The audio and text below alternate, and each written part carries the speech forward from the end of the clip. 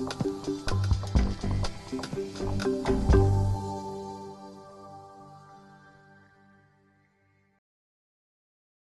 afternoon and welcome. My name's Lucy Tallick. I'm the head of Wellbeing at a company called Reward Gateway, and I'm joined today by Fiona Buchanan, who is the Executive Vice President for Causeway. So what I'm going to talk to you about today is how to kind of like embed your wellbeing strategy. So we're going to look at wellbeing as a whole. I know you've probably been outstanded by stats today, I'm sure, but I'm going to give you some more stats to take home with you, and we're going to look at what the reason that we believe we're in the situation that we are at the moment, and then going to hand over to Fiona, who's going to talk to you about what they've done really successfully at Causeway, and then back to me just to give you some really key takeaways from today. So to give you a little bit of background about myself, I've been in wellbeing for my entire career. Something that Fiona and I were talking about earlier is that it's hard, isn't it? It's really hard. It's really hard to take care of your own personal well-being as an individual, to make sure we're doing the right things to be holistically well. So when we start to put that in front of 10, 100, 1,000, 10,000 employees, we just make it even harder. So one thing I want you to take away from today and everything you've learned so far today, because today really is about learning, isn't it? And I really want you to think about it is hard, and you really need to make some big steps today to understand that it's not going to be a really easy journey. Everything that you do is not going to work, but the fact that you're all here is the first step to getting on the right road. So about Reward Gateway. So we are an employee engagement organisation, and I joined Reward Gateway a couple of years ago with a wellbeing background to bring wellbeing into Reward Gateway. So I'm in a really, really fortunate position because we're an employee engagement organisation, we have that engagement that we're all striving for. So actually to try and embed wellbeing makes it a little bit easier because we've already got over that first step. Reward Gateway has been going for around about 10, 11 years, and over the last kind of decade, we've built what's called the engagement bridge, because what we understand about true engagement is it is not about one thing. Today we're not going to be able to solve employee engagement by well-being, it's about every little piece of this bridge. So each of these pieces need to come together to really support us and help us with our employee engagement.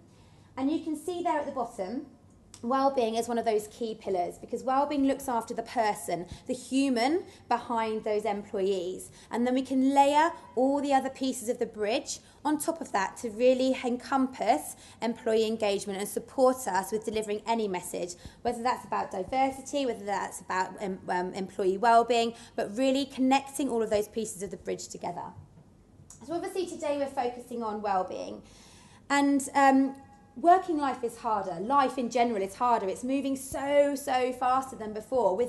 I work for a technological organisation, but what that's done is it's brought us fantastic things, but it's also meant that we are switched on pretty much all the time. Something just fallen out of that cupboard. All the time. We don't have a switch off, especially if we work for a global organisation. There is an expectation that we are on and that we can be on all the time. So we are working more, okay? We are working more hours because we're working into the evening because we need to speak to the Australia office or the US-based office. And that has an effect on us. We're sleeping less, okay? There's loads of sleep studies out there, and I can guarantee there's not one person in this room who gets their recommended amount of sleep every single night, 7 days of the week. We are exercising too little. That's one of the key things for me in terms of our physical well-being. We are in a physical inactivity epidemic in the UK, where 69% of us are not even doing the daily recommended amount of activity. So this is a really big piece that we can support with. As a consequence of life moving so much faster, we're eating poorly, okay? We're grabbing that first thing that we can. We want everything to be super fast, yeah, which is easier to get that microwave meal or that speedy snack on the way home or wherever it may be. So we're not eating as well as maybe we could be.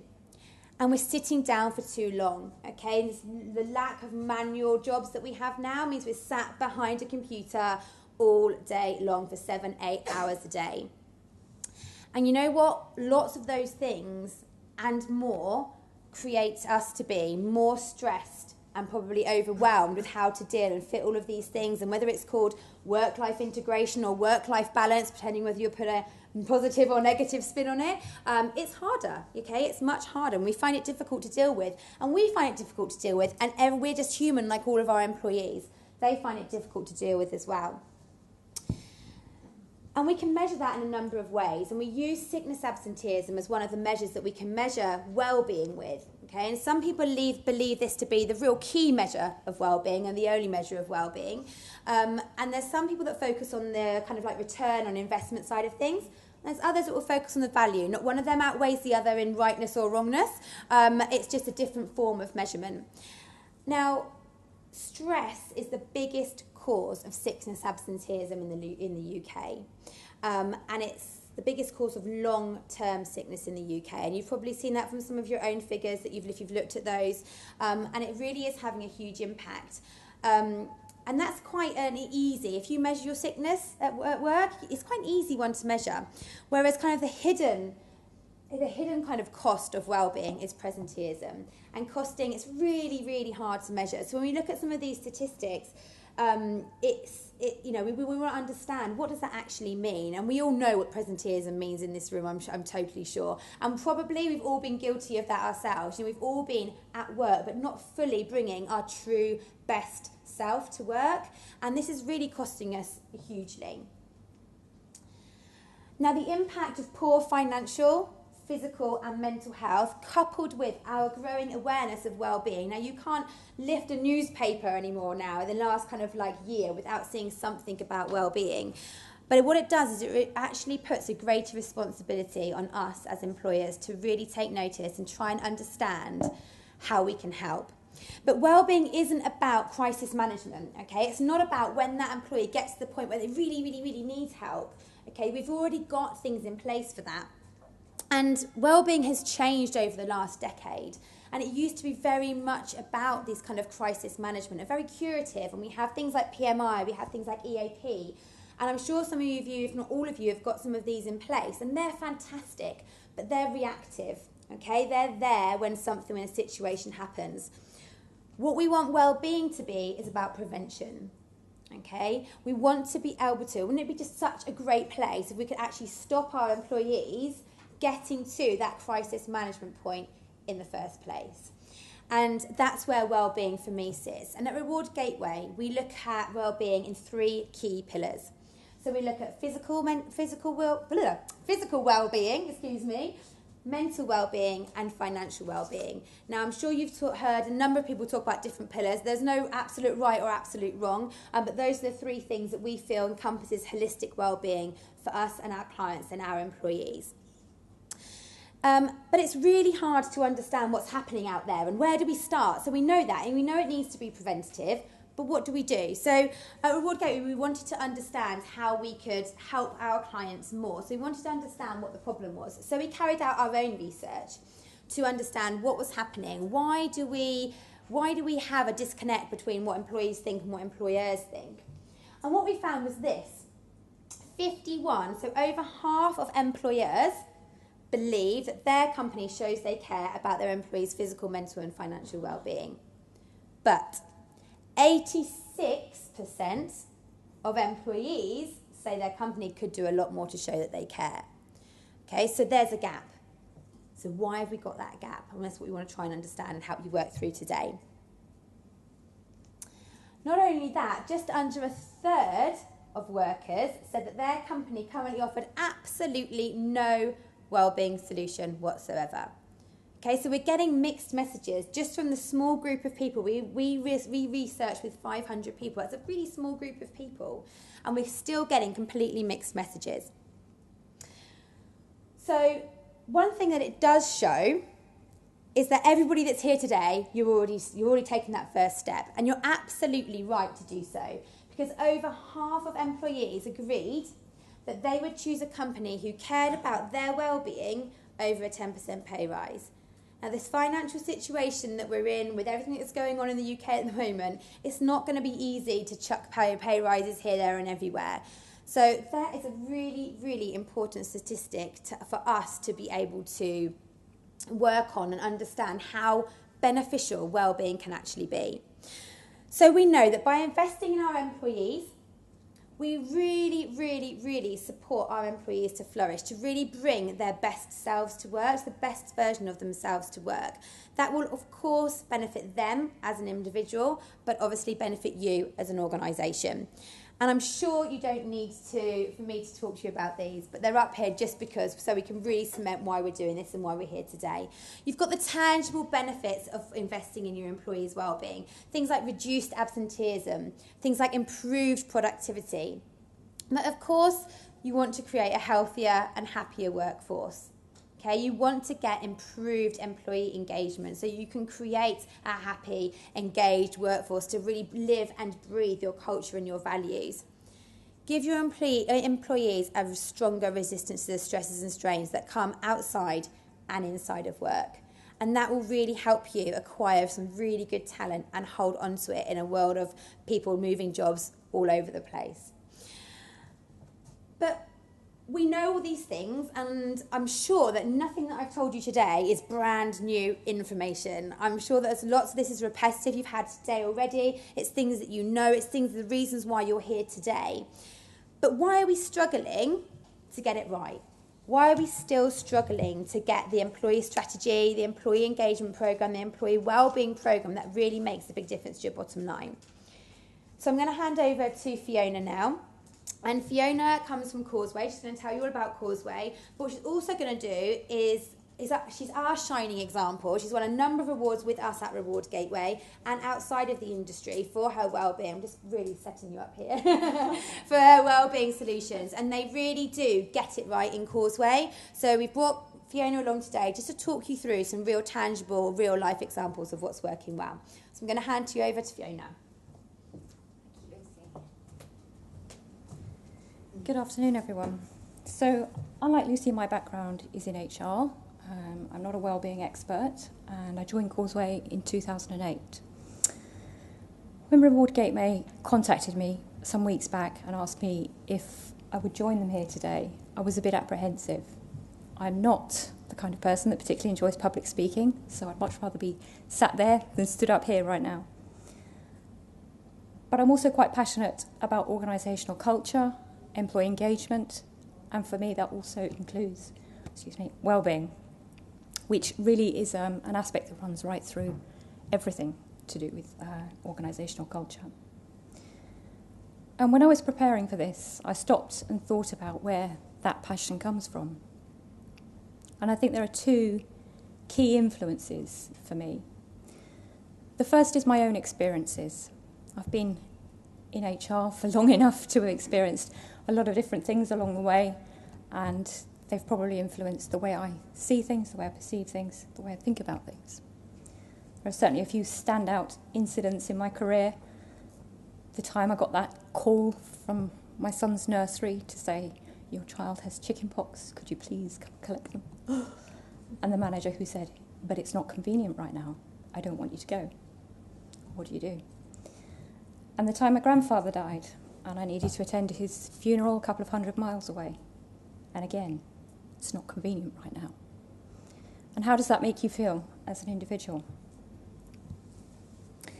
The second key influence, I think, has been the sports world. Now, I'm really not an enthusiastic sports person myself, but I work with a lot of men. I've got a lot of men in my family, and I can see how that really is something that they can engage with.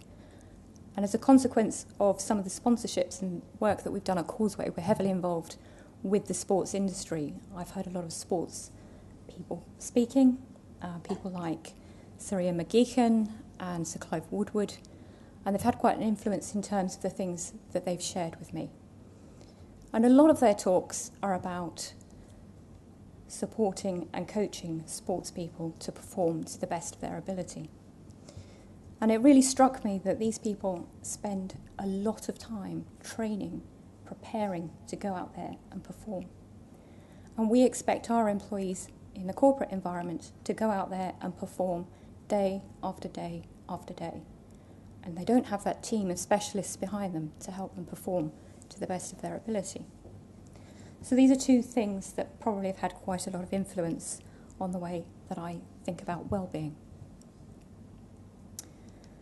So, who are we? Well, this is our vision. Hundreds of people supporting thousands of companies, affecting millions of lives.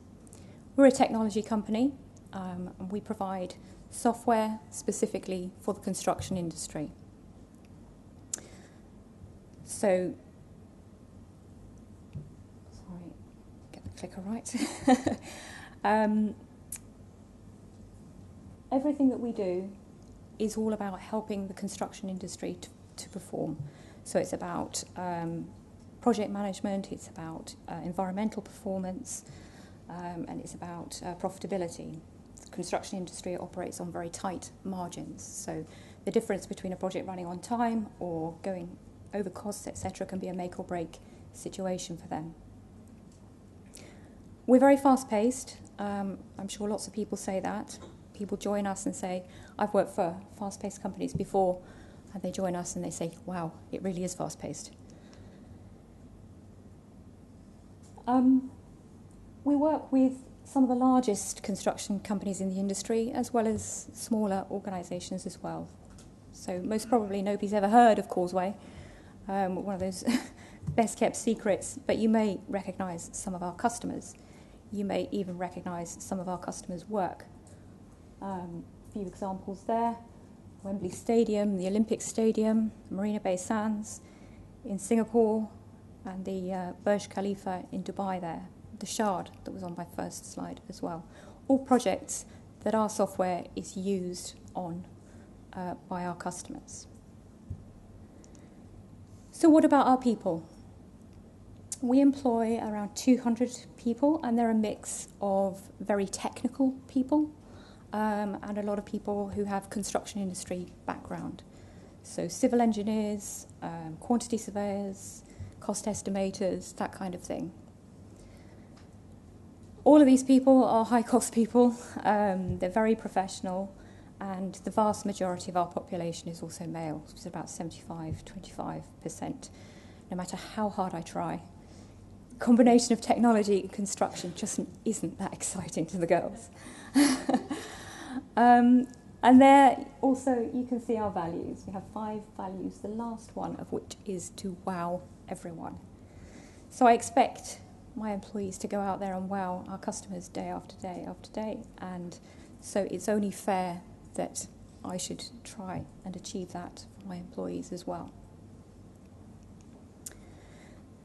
So when I joined Causeway, we had great plans for ambitious growth.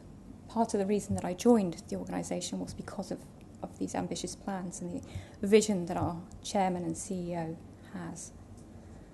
And we knew that in order to achieve this, there would be a lot of change.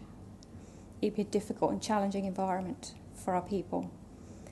And we also wanted to future-proof our software for the longer term. Like every company, we have to compete. We make it extremely difficult for ourselves by employing people who are both technically capable and also have construction industry knowledge. So finding those people and keeping them is really, really important to us. In recent years, we've obviously had the recession, or double-dip recession, whatever you want to describe it, and the construction industry was hit particularly hard. So it's been a difficult place to be.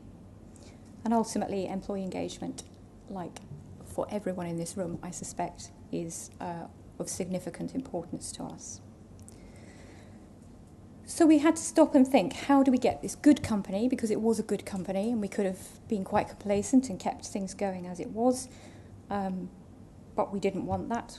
We wanted it to become a great company, we want to achieve great things, and how do we take our employees on this journey? And ultimately for us, people are the difference. All of the knowledge is in our people, and without the people, we don't have the technology.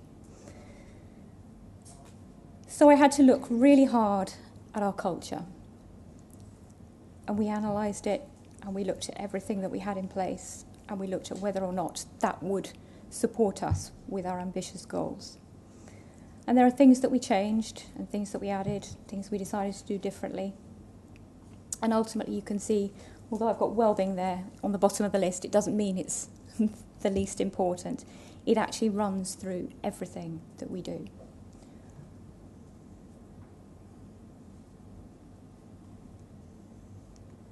So we put together a map to start with as to sort of how we thought wellbeing might help in some of these different areas.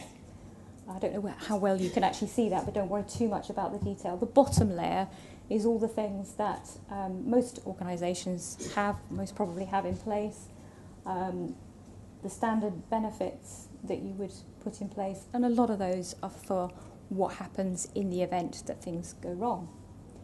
The next layer up that we put in place were the flexible benefits. I've just put a few in there in terms of examples. We have about 30 odd different benefits that people can choose from. And that is so that they can flex and pick and choose according to whatever suits their needs. And then we put a layer in on top of that, which was what we call our wellness drivers. Initially, there were just 4 drivers, and we very quickly realised that we needed to add the other 2. So we have fitness, nutrition, general health, resilience, lifestyle, and latterly, financial well-being. Throughout the year, every year, we have some activity, promotions, campaigns, etc. going on related to each of those 6 key drivers. But we'll pick 1 or 2, depending on what we think is needed in our business, and we'll have more effort and focus around those particular areas. And then above all of that, we've got experts, advisors, consultants, whoever we want to work with, depending on what it is that we want to help our people with. And ultimately, all of this is hopefully helping our employees to take a preventative approach to well-being. So how did we implement all of this? Well, we started out thinking about a brand, actually. You can see our logo in the top left. We'd adapted that to Causeway Lifestyle, which is our benefits brand, and we changed that again to include the wellness logos. So it gave wellness an identity of its own, and over the years we've got into a stage where we can display just the heart roundel on its own, and people know exactly what it relates to. It's all about Causeway Wellness. The little chap on the left there is our mascot. His name's Oscar, named by our employees. And again, he features in a lot of our campaigns and our benefits, and helps employees to recognise the fact that it does relate to their benefits or to our wellness activities, etc. We intentionally didn't make him too lean or too fit, because it wasn't really reflective or representative of our organisation or our employees.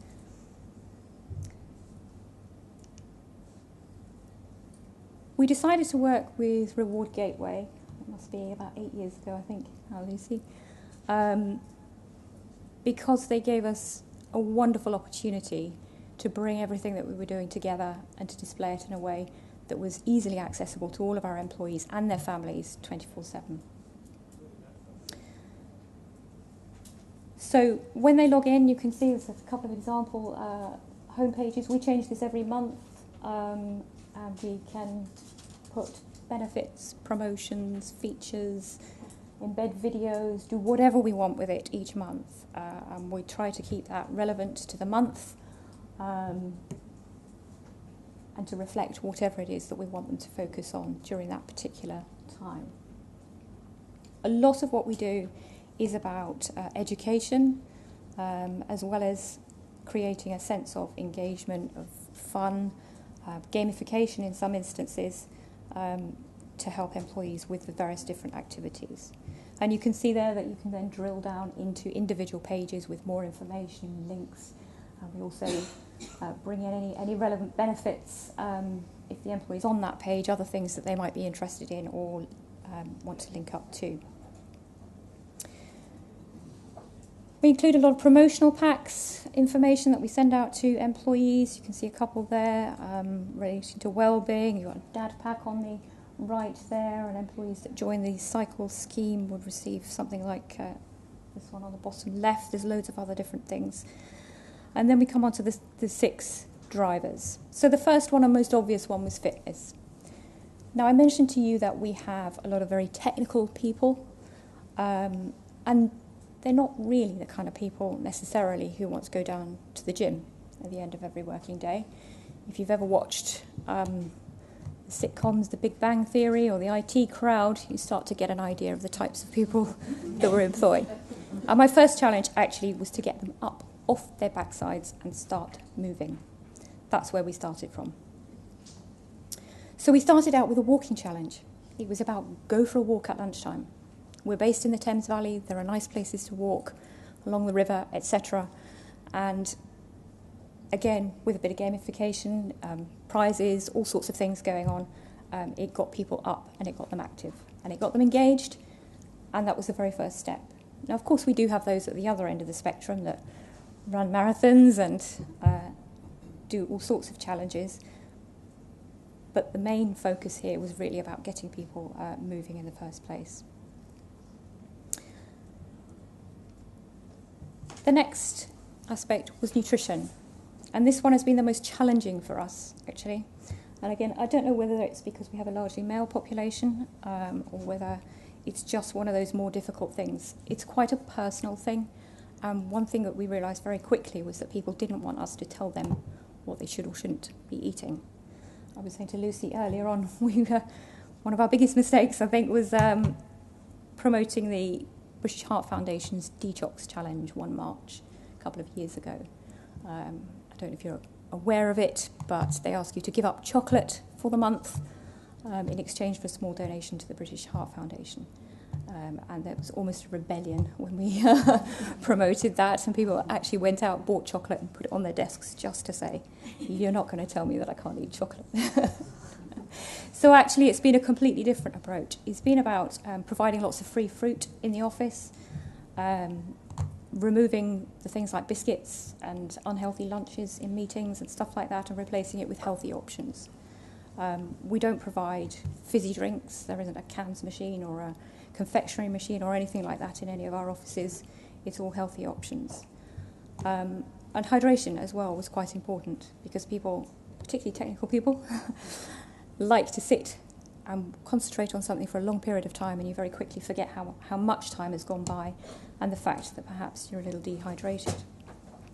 We also linked some of our promotional material to stress, which I'll come on to in a minute. General health really is all about taking a very proactive maintenance approach to general health. One of the things that we talked about to our employees was the fact that you put your car through an annual MOT every year, and you make sure that it has everything that it needs and it's not going to break down, but what do you do for your body? So it's really a very proactive, preventative maintenance type approach to looking after yourself and making sure that you're in good shape. And then resilience. Now this was a really big one for us, because being a fast-paced technology company, stress and that pace of working was quite significant for us. So it's really been about educating people and helping them to understand how, through practical measures, they can manage those pressures and that stress. Little things like helping people to identify what the triggers are for them. Everybody's different. If you stop and think about it yourself, you can probably work out what it is. Is it workloads? Is it deadlines? Is it somebody imposing their timescales on you? Whatever it is, everybody's different. And once you identify those triggers, you can start to deal with them. Lifestyle was added slightly later on. It sort of overlapped a little bit with some of the other areas, but in the end we decided to make it a category on its own, a key driver. And this is really about work-life balance. And in the same way as we talk about identifying stressors, we also look at motivators. So it's helping people to understand what really motivates them, what really matters to them, and make sure that somewhere they build that into what they do. And then lastly, financial well-being. And of course, financial well-being is something that is being talked about more and more as we go on. Whichever end of the spectrum it's at, whether people are dealing with debt or whether they are focusing on pensions and that kind of thing. We do a lot, and we work with a lot of external providers to help people with that journey. So ultimately, how are we doing? Well, we've been doing this since about 7-8 years now. I think we've had our wellbeing programme in place. We try to measure as much as we can. I know KPIs aren't the be-all and the end-all, but I like to know whether what we're doing is actually having any impact or not. And it's not just about the qualitative feedback, etc. If we look at 2016, we focused quite specifically on musculoskeletal problems and caring responsibilities. These were two areas that we'd noticed a trend, an increasing trend of absence related to these specific areas. So we did quite a lot around these in particular. Musculoskeletal problems resulting from people sat at desks a lot of the time, not getting enough exercise, etc. And we worked very closely with a physiotherapist. So we have on-site physio services, but it tended to be when people were starting to experience any problems. We engaged with him to work much more proactively with our workforce and to actually assess them in their workstations as opposed to by our facilities manager. It's very easy to say to the facilities manager, yes, I know what I should do, but I'm comfortable this way and therefore I'm going to ignore your advice. Please sign a disclaimer. But actually when the physio has that discussion with you and says, yes, but do you realise that this is what you're doing to your back and that's what's going to happen in a couple of years' time, and etc., it becomes a whole different conversation. We'd also noticed an increasing trend towards sort of family pressures, family emergencies. Again, I think people try as best they possibly can to deal with whatever it is outside of work, and then there tends to be a trigger point at which something goes wrong, and then they need to go. So trying to encourage people in a more proactive way to deal with these things as early as they possibly could, take time out if they need to, then at least they're not sat in the office worrying about what is going on elsewhere and not concentrating, not contributing. So the results for 2016, you can see here some of the numbers. As I said, quite expensive resources that we have. So the impact both of the reduction in absence and the reduction in cost of that absence has been quite significant. And you've got a few numbers there relating to the very specific problems that we've addressed. Now, I can't say that we had a massive problem to start with, but nevertheless, we have made quite a significant impact in those areas. And in previous years, we've targeted different things, and we've had similarly good results for those as well. In terms of the sort of employee feedback and the more qualitative results, well, we get lots and lots of good feedback all of the time. We monitor through an employee survey every year what employees think. I know that's only a snapshot at that particular point in time, but it gives us an indicator as to where we're at and how well we're doing. I think ultimately it also gives employees some confidence that their employer is behind them, and that whatever it is that they're dealing with, whatever it is they're facing, whether it's just their day-to-day role or whether it's that and a whole load of other things outside of work, they know that we're there to support them and encourage them. And we play that role of all of those support services that a sports organisation might have, and we'll give them access to as much support as they need to. Because it's hard, isn't it? It's really hard. Very few people go home at the end of the day, put their feet up and watch the TV. Most people go home to children, teenagers, elder care issues, all sorts of stuff going on at home. And we have to cope with that as well as increasingly demanding work environments. In terms of the business, don't worry too much about the detail here. It's just intended to give you an idea of the fact that the business has grown, continues to grow, and is profitable. We've established a strong and stable customer base who continue to work with us. And we've been really fortunate in that this has enabled us to invest in our technology. We can future-proof, hopefully, our organisation for the future. And this year, at the beginning of the year, we were able to secure funding from Guggenheim's, which will enable us to invest even further. and to grow through acquisition as well as organic growth. Now, I can't say that everything here is due to wellbeing. That's not what I'm saying. However, I'd like to think that it has in some way contributed and supported the business to achieve these great things. I'm sure the sales director thinks it's all his own work, but hopefully this has had some impact. In terms of external recognition, well, as Lucy mentioned, we've won a few awards this year. We've won awards in previous years, so it's great to get that external recognition for what we're achieving. And in terms of a few tips, well, what can I say? I don't pretend to be an expert, and I can't say that what we've done at Causeway would necessarily work in your organisations. I think every organisation is different. But there are a few things and a few tips that you can see here that I'd certainly suggest. First of all, it absolutely is critical that you get buy-in from the top. I've been very, very fortunate in having a chairman and CEO who believes as passionately in wellbeing as I do, and that's made all the difference. I think it's important to use your data. In HR, we collect a huge amount of data, and it's pointless exercise unless we actually look into that data, analyse it and use it to our advantage. And understand your audience. What works for my audience might not necessarily work for yours, but I'm sure you know your people better than I do and could make a difference there. And you have to be brave because it's really hard. It's really hard. Not everything you do works, and it's a little bit of trial and error and a little bit of leap of faith to an extent. We've worked really closely with our employees. We use test groups. We get their feedback on things.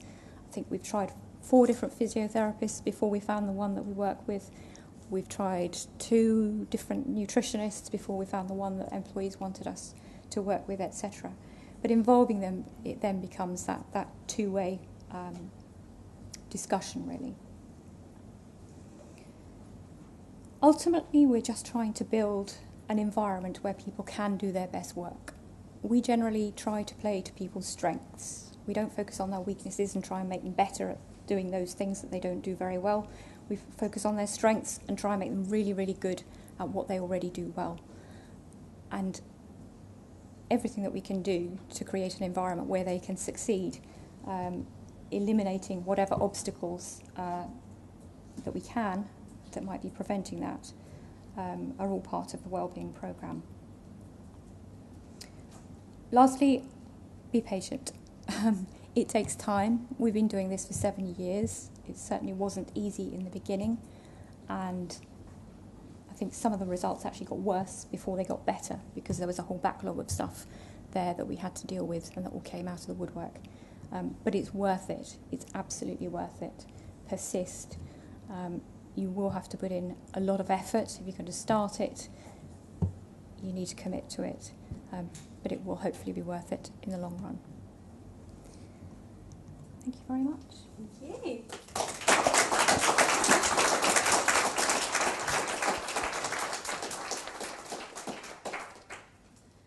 Okay, so thank you very much, Fiona. Fiona said a number of things there that I want to kind of like pull into our kind of like wrap up of this session and to talk to you about what the things that I think you could really take away from today.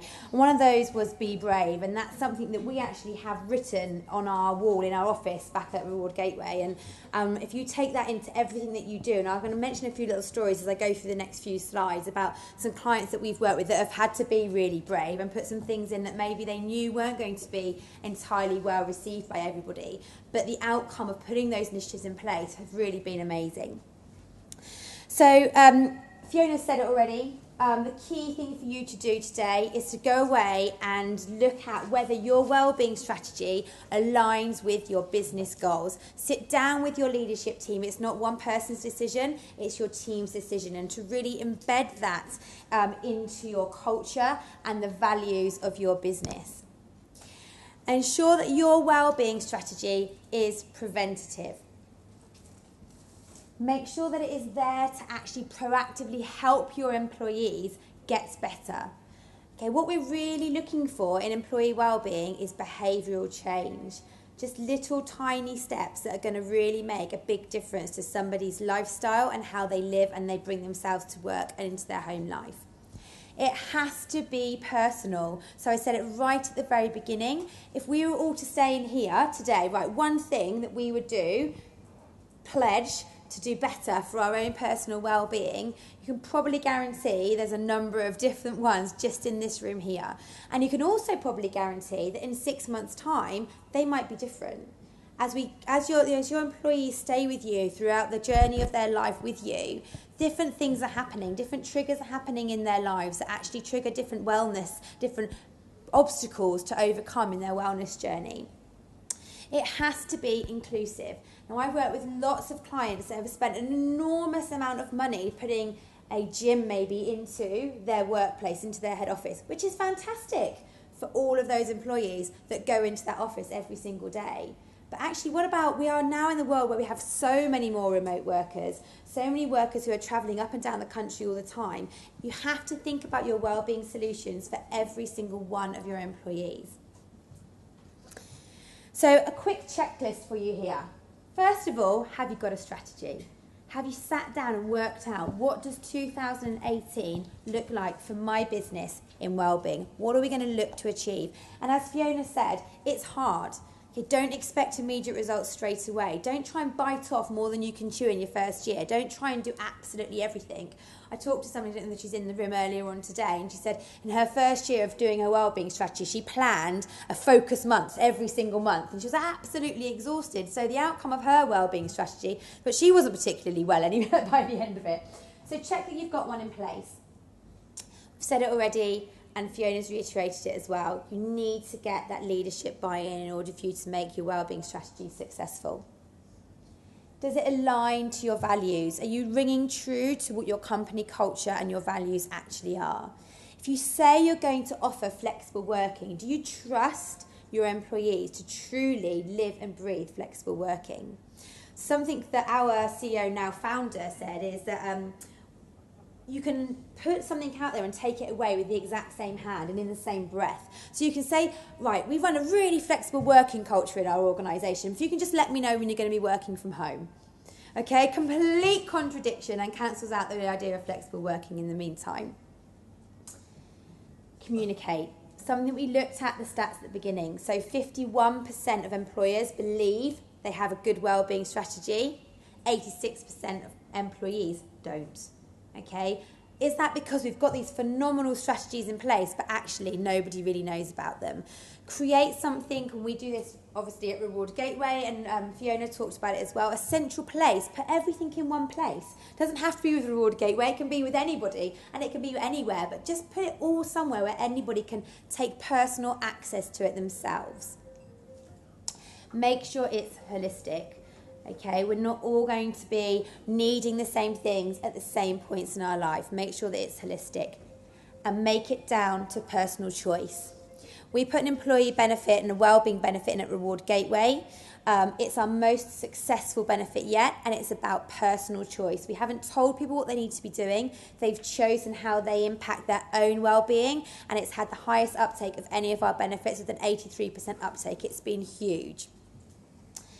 So something that we do at Reward Gateway is we look at 4 pillars, and we've named them Move, Munch, Money and Mind. Now, this is something that we do from a product perspective, and these are your little key takeaways I want you to take away with you today. I'm conscious that I've got about 2 to 3 minutes left, so I'm going to talk through some of them, but leave most of them up on the board so you can have a little look through. So it really encompasses physical well-being in the move and the munch. So we're talking about inputs. What are we doing from a nutrition perspective? What are we doing from a vices perspective? So what are we actually putting into our body, whether we should or we shouldn't be doing that? What is our outputs? What are our activity levels like? How do we manage, bless you, our financial well-being? And how do we look after our state of mind to make sure that we're actually able to cope with everything that life brings us on a day-to-day basis? So move. Now hopefully some of these takeaways are things that don't cost an absolute fortune. Okay, chair-free or walking meetings. You could implement this tomorrow. You could literally walk into the office tomorrow and say, right, every single meeting that we're going to have on a Tuesday is going to be a standing meeting. You could introduce standing desks at work, or you could simply go into one of your meeting rooms and remove all of the furniture. and all of a sudden you've got a standing meeting room. Okay, you'd be amazed how much you can cut down the length of your meetings, and also they're much healthier as well. Encourage employees to take the stairs. Really, really easy thing to do. Your activity challenges don't need to be based around Fitbits or step challenges. They can be really, really simple things that, you know what, every Wednesday nobody uses a lift. Lift is out of bounds. Put an out of order sign on it, and everyone must use the stairs on that day. You can create activity-based challenges, introduce a cycle to work scheme. Simple things, just getting up and moving every 55 minutes are really easy. You can even get software that shuts down everybody's computer every 55 minutes and makes them get up and take a screen break. Not always particularly popular, but they do exist. And provide a wealth of activity options, okay? Gym memberships are fantastic for those people that want to go to the gym. But guess what? There's 85% of your population that maybe don't want to. Give them some other options that they can do as well, that you've sourced for them. And then we go on to Munch. Or we go skip past that by complete accident. Oh. As Fiona said, nutrition is really hard. And it will come up in a minute. Honestly. What have we got now? Here we go. Nutrition is really, really hard. And what is healthy changes from day to day. So we can pull up Instagram. We could walk into WH Smith's tomorrow and look at the magazines. There's going to be something different. Should we be on a vegan diet? Should we be on a paleo diet? Should we be eating carbs? Should we not? What do we do about sugar? What about fats?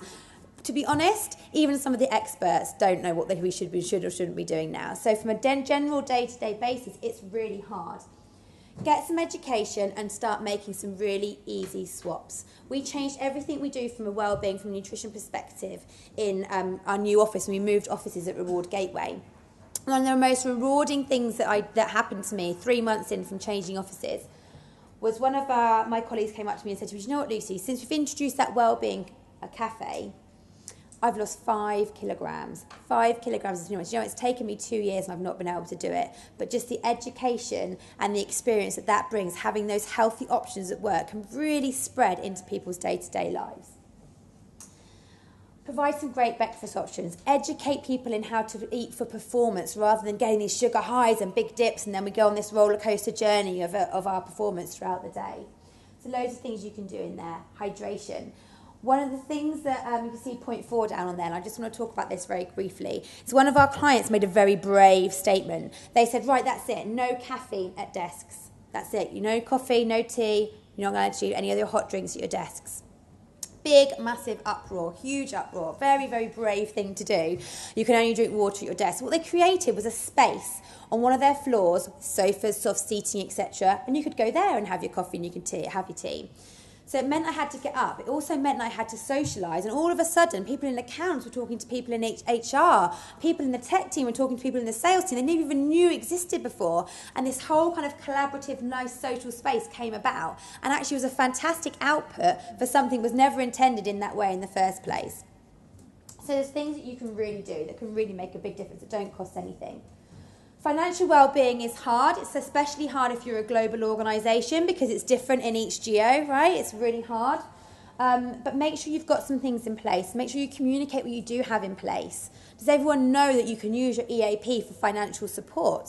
Okay, can you put a discount system in place that actually allows your employees to save just on their general day-to-day shopping?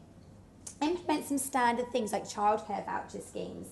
And consider some free financial advice. We work with the Money Advice Service, and they offer really, really great employee. They're a UK charity, and they offer really great impartial advice. And finally, on to mind. Teach your leaders to be leaders in these fields. Teach them to understand and to help to recognise. Really sadly, it's still a very taboo area. And we'd love to think it isn't, and it's getting loads and loads and loads more press every single day. Make sure you make it okay to make sure it to be not okay in your organisation. Can you have those conversations with your line manager if you're not feeling great? Can you call in sick because actually mentally you're not in the right place? Is that all right to do that? Create some private spaces in your office for some downtime. make it compulsory to take a break. We had an ideal unwind month at Reward Gateway, which meant it's your opportunity to take some time out and use those break times. There's loads of things on there right now, and it's really hard to do some of those when we are in a global organisation. I'm going to wrap it up now, so thank you all very, very, very much. I'll be here in the afternoon, so thank you for listening, and I hope I haven't overrun too long. Thank you.